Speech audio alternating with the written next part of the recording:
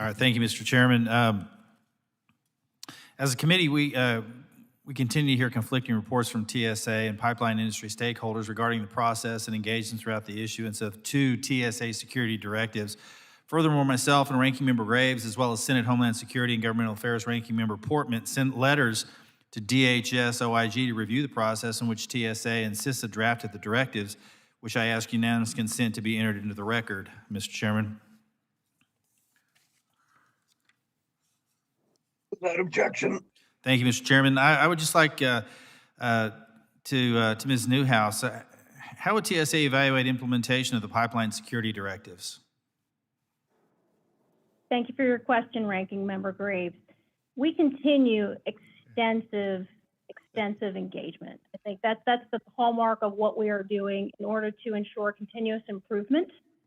We have actually developed and implemented an entire field surface operational structure to do this. So we have boots on ground. And what we have been finding thus far, as you mentioned, sir, we have issued 2 security directives this summer, post-Colonial Pipeline.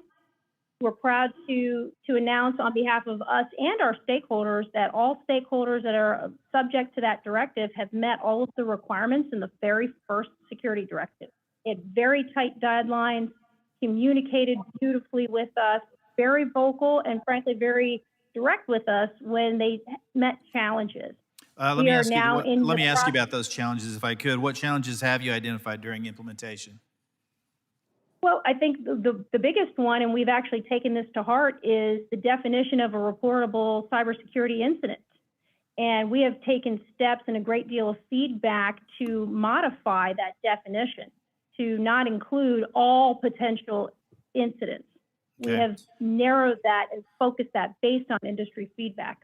Excellent. Recently, the Oil and Natural Gas Pipeline Trade Associations jointly requested TSA conduct an advance notice of proposed rulemaking to gather information vital to drafting a proposed regulation to replace the expiring security directives.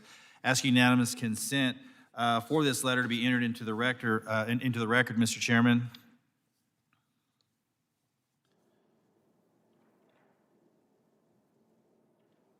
Without objection. Thank you, sir. I hate to keep bothering you with that. I know your throat's killing you. As they stated, TSA can leverage the ANPR formal process to promote a greater understanding of what are reasonable, applicable, auditable, and sustainable regulations. Will TSA issue an ANPRM to gather this important information? Thank you for your question, Ranking Member. We are considering all of our options, including the most transparent options. An ANPRM, or Advanced Notice of Proposed Rulemaking, is one tool that we have exercised in the past successfully. And as we have continued robust engagement, both at the classified and unclassified level with all of our surface transportation stakeholders, in particular our pipeline, rail, freight rail, passenger rail, and aviation stakeholders, we're considering all of those options. So yes, sir, that is on the table. As you know, we are anticipating the release of a new security directive for rail. Should be as early as this afternoon, if I understand correctly. Unfortunately, we've heard concerns about the development of these directives from stakeholders, including from the freight rail industry.